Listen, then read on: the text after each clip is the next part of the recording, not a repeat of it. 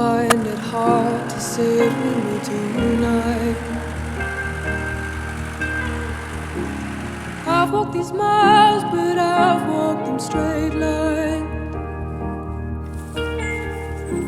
You'll never know what it's like to be fine. I'm wasting all your years. It doesn't matter. I'm chasing old ideas. It doesn't matter.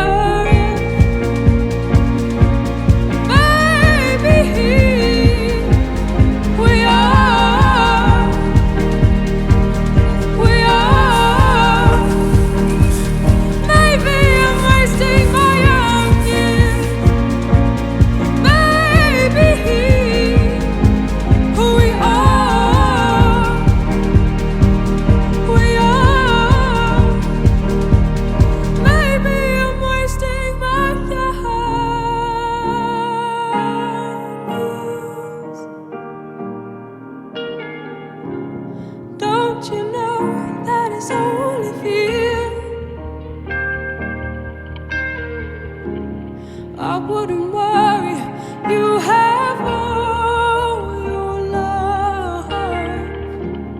I've heard it take some time. Gaël, là tu viens de travailler d'Irina, là c'est une petite pouliche que tu as qualifiée il y a peu, qu'est-ce que tu en penses? Qualifié fin septembre à Beaumont-de-Lomagne. Ouais. Et bien qualifié, enfin au deuxième essai, parce que le premier essai on l'avait loupé, j'avais oublié de mettre les œillères australiennes et elle avait pas bien tourné. Et après au deuxième essai avec les œillères, c'était 3 fois mieux, elle regardait pas son driver, il devait être très charmant, c'était chez Alice.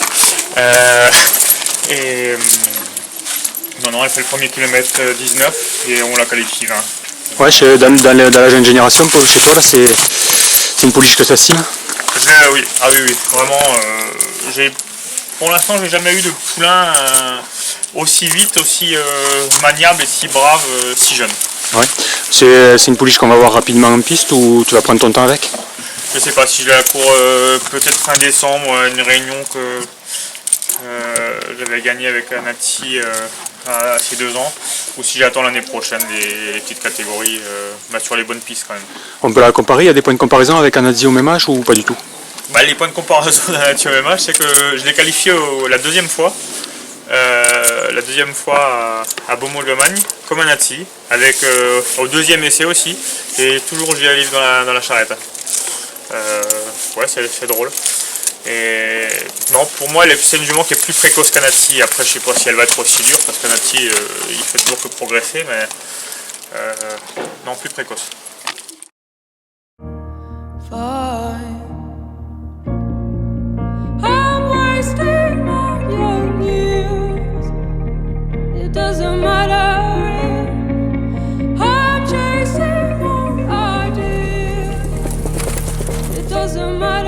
En compagnie de Gaël, le boulot du matin est fini. Gaël, on se retrouve un peu tous les deux. Peux-tu nous parler un peu de ton cursus? J'ai fait mon apprentissage chez Jean-Luc Dersoir. Je suis resté chez lui pendant 3 ans. Je sillonnais l'Alsace l'été et Grosbois l'hiver. C'était une très bonne structure. Bon, le seul regret que j'avais à cette époque-là, c'est de ne pas pouvoir courir monter, parce qu'il n'y avait pas de chevaux de course montés à l'époque, alors que maintenant il y a pratiquement que ça. Mais non, c'était 3 super années. Après, j'ai navigué chez divers entraîneurs, j'ai été chez Denis Castel dans la Manche. Plusieurs maisons, plusieurs expériences. Dans la Manche, pour vraiment avoir quelques expériences. Bon, c'était des petits entraîneurs. Et après, un jour, j'ai décidé de venir dans le sud-ouest et j'ai travaillé chez Monsieur comme Robert Ladra comme entraîneur. Et ça m'a plu, je suis resté un an et demi. Et puis je suis retourné chez mes parents qui étaient alors en Normandie, à Gavray. Et avant, là, tu peux nous dire, en fait, tu baignais dans le milieu des chevaux petit, ou ça t'est venu comment en fait, la passion de tes parents? Tu peux nous dire? Mes parents avaient 2 poulinières, qui faisaient vraiment ça pour son plaisir. Et moi, travailler avec les chevaux, ça m'intéressait plus à l'époque que travailler avec des gens. J'aimais bien être dehors avec les chevaux. Le contact avec les chevaux? Ouais, vraiment, c'est ce qui me plaisait le plus.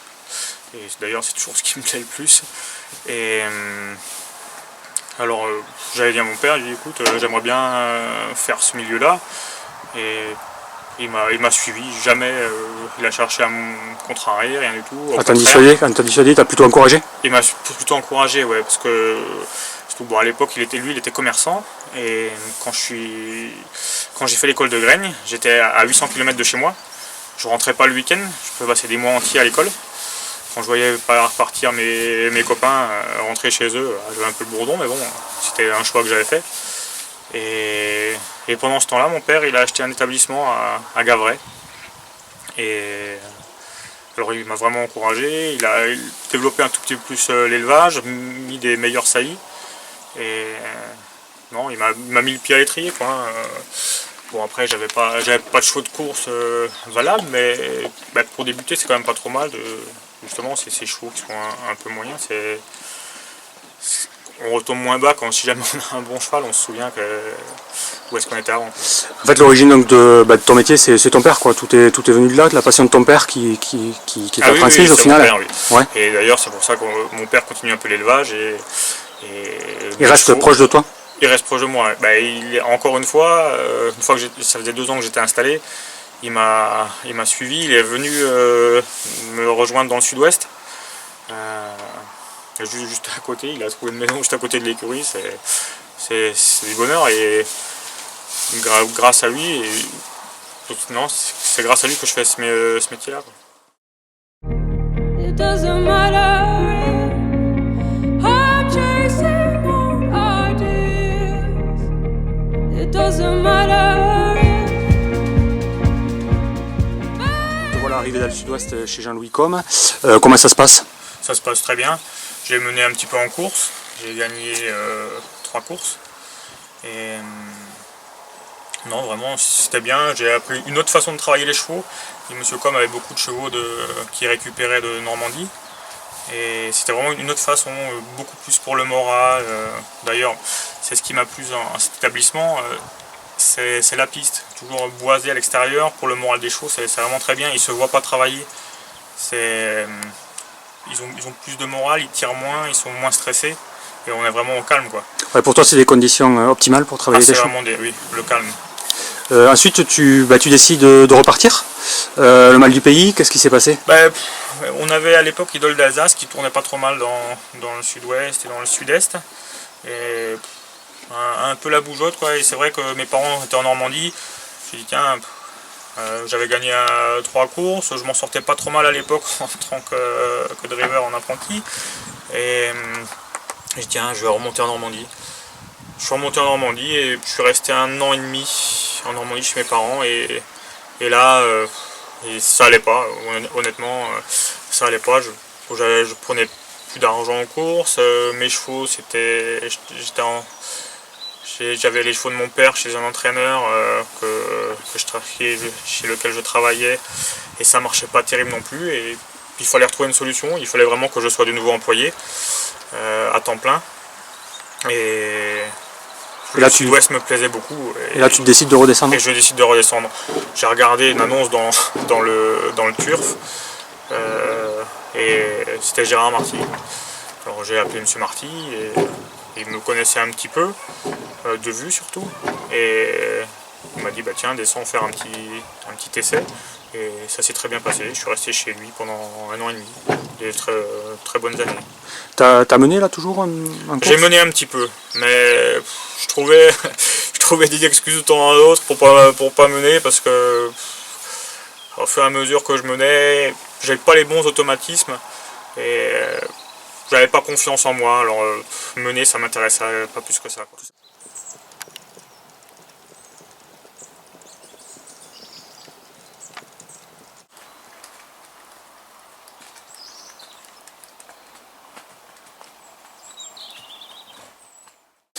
Ouais, en 2009, donc une année importante pour toi puisque c'est l'année où tu obtiens ton diplôme d'entraîneur public.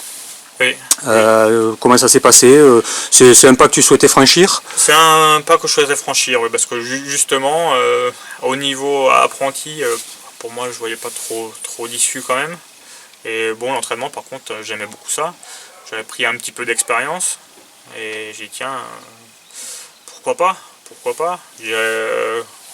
J'avais contacté 2-3 propriétaires qui disent bah tiens, si tu t'installes, on te suivra. Alors j'ai dit tiens, on va le faire. Quand tu t'es installé, tu avais conscience de la difficulté un petit peu du métier, ou tu étais jeune un petit peu, tu t'es lancé un petit peu à la fleur au fusil, ou c'était réfléchi quand même? C'était réfléchi. Voilà, c'était réfléchi parce que justement chez mon père avant, pendant quelques années on a eu des bons chevaux, des chevaux une jument qui avait gagné à Paris, d'autres qui étaient bien placés. Et j'ai dit tiens, ça peut être facile. Mais après ces années-là, je me suis rendu compte que finalement non, le métier il n'est pas facile du tout. Et j'avais quand même réfléchi à ça et ça m'a quand même pas dissuadé de faire ce métier. Donc quand tu as débuté, comment c'était? C'était compliqué quand même? C'était compliqué, ouais. Parce que quand on arrive dans le métier... Tu peux nous raconter un petit peu? Oui, quand on arrive dans le métier, fraîchement entraîneur, entre guillemets, les mauvais payeurs, ils arrivent à une vitesse grand V sur vous. Tiens, tu peux pas m'essayer celui-là, on les connaît pas, nous. Tiens, le mec il nous fait confiance, c'est bien, je le prends. Et à la fin du mois, il n'y a pas de résultat parce que les chevaux, après, on le sait seulement après, mais ils ont fait le tour du sud-ouest. Et alors on prend aucun plaisir. Et après, quand on envoie la facture propriétaire, on est payé 3 mois plus tard, si on est payé.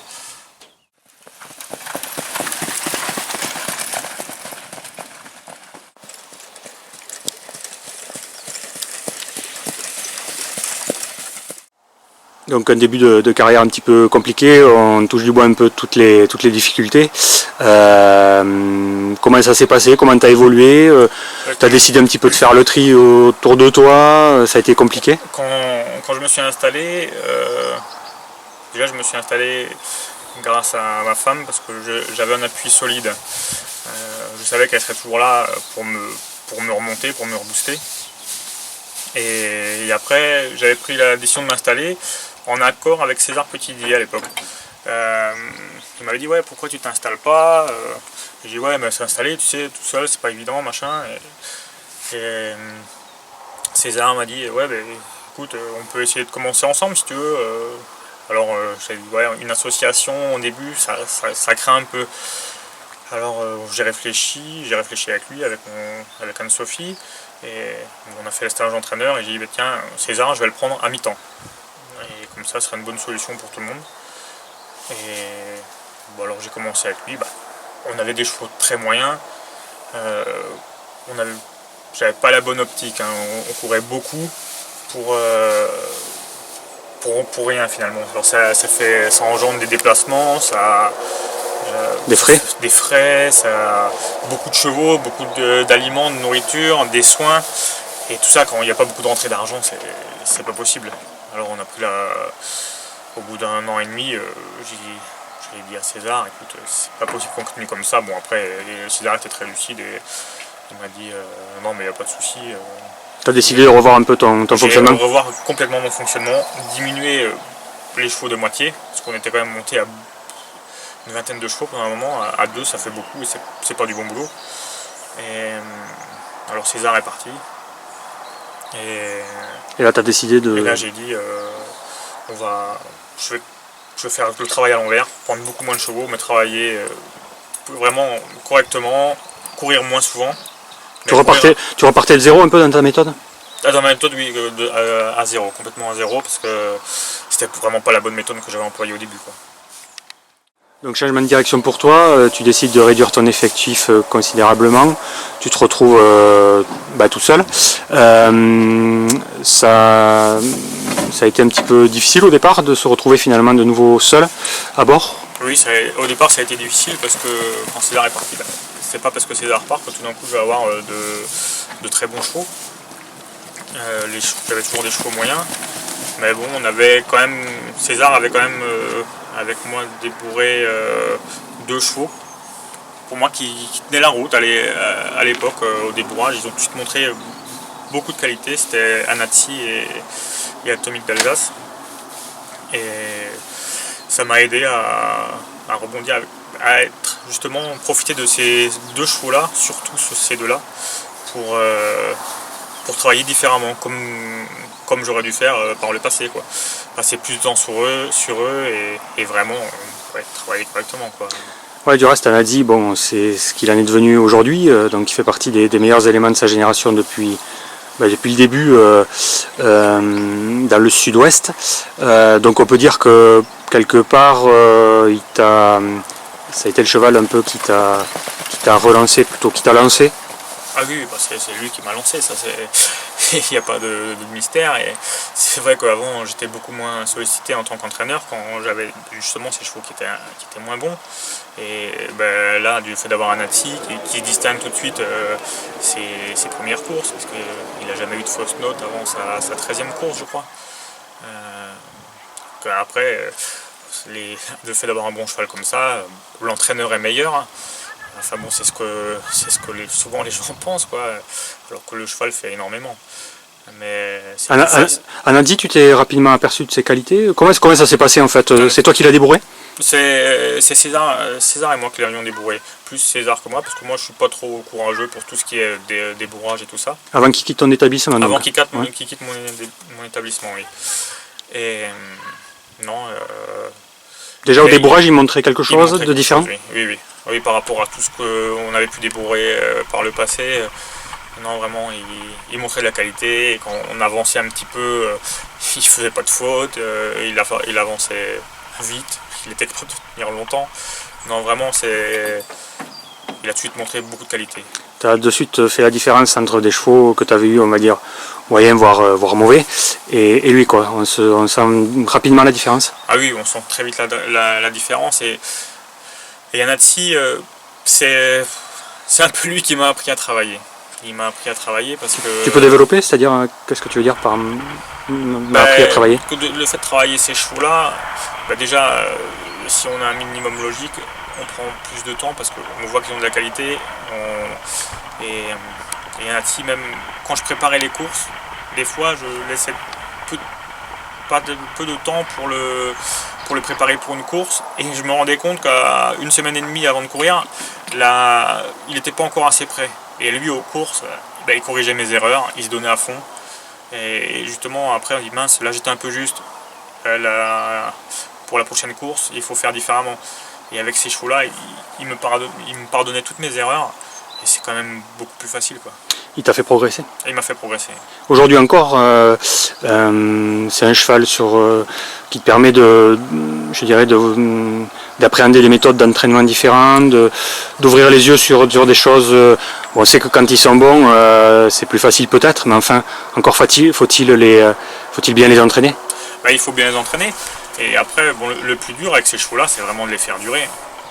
Parce que c'est vrai que lui, il court depuis ses 2 ans. C'est sa première année, il avait couru 3 fois, il est 4e, second, premier. Et son année de 3 ans, il était second de la finale régionale. D'ailleurs, j'avais été à Paris courir la finale, il était 4e. Et son année de 4 ans, il était second de la finale. C'est dur. Et là, cette année, dans sa génération, il est pas trop mal, quoi. Pour moi, il est sûr dans les 3 premiers, quoi. Ouais, parce qu'on sait que bon. Enfin bon, déjà au gain, c'est lui qui a le plus de gains. Bon, après, les courses restent les courses. Oui, on sait que bon, son objectif, on va pas le cacher, c'est la finale du derby, c'est le 15 novembre à Bordeaux. Bon, t'as axé sa préparation là-dessus. C'est quand même un plaisir d'aller avec des chevaux comme ça, sur des courses comme ça. Oui, c'est un réel plaisir. Mais bon, par contre, c'est quand même une très grosse pression parce que justement, on nous attend toujours un petit peu au tournant, quoi. On sait qu'on a, je pense, le 15 novembre, c'est le cheval de la course. Il faut que tout soit bien fait. C'est pas évident de le préparer à fond parce que moi je compte toujours sur les courses un peu pour le préparer. Et dans le sud-ouest, on est très très très mal loti quand on a des chevaux de cette qualité-là. Ce n'est d'ailleurs dommage, hein. Quand on voit les autres fédérations, ils n'ont pas le même genre de course. Je pense qu'il y a quand même un problème à ce niveau-là, mais bon, je suis trop jeune et trop inexpérimenté pour ouvrir ma bouche sur ce point. Par rapport quand tu parles de pression vis-à-vis de ce cheval, qu'entends-tu par pression vis-à-vis des propriétaires, vis-à-vis de toi-même finalement? Est-ce que c'est toi-même qui te mets de la pression? C'est moi-même qui mets la pression parce que j'ai la chance d'avoir des propriétaires en or. Monsieur Bro me fait entière confiance. Il m'a jamais dit une seule remarque pour le choix des courses. J'ai vraiment carte blanche. Monsieur Razès qui est un des copropriétaires, c'est pareil. Et mon père qui est l'autre propriétaire, c'est pareil. Vraiment, je fais vraiment tout ce que je veux avec ce cheval. Ça non, c'est la pression.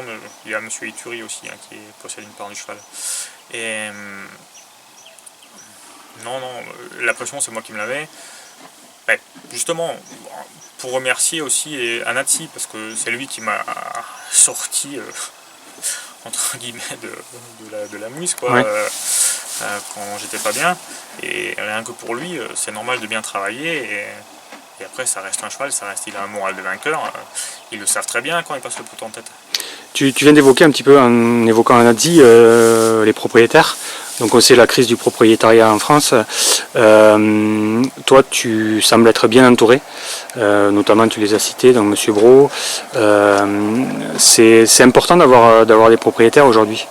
C'est très important. Et d'ailleurs, tous les chevaux présents dans mon écurie sont des propriétaires, des fois en association. C'est un choix de ta part? C'est un choix parce que justement, j'en reviens à mon passé.